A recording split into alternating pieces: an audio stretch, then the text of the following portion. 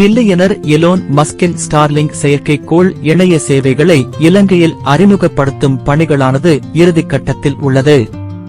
இதற்கு தேவையான அனைத்து அரசாங்க ஒப்புதல்களும் ஒழுங்குமுறை செயல்முறைகளும் இப்போது நிறைவடைந்துள்ளன என்று டிஜிட்டல் பொருளாதார பிரதி அமைச்சர் யரங்க வீரரத்ன உறுதிப்படுத்தினார்.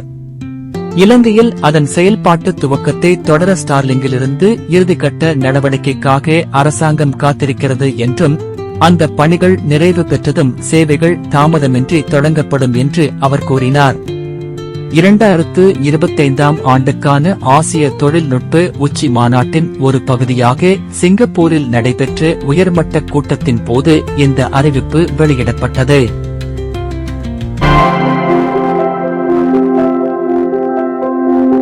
மேலதிக தகவல்களை அறிந்து கொள்ள CNX தமிழ் Facebook செய்தி பக்கத்தை பார்வையிடவும்.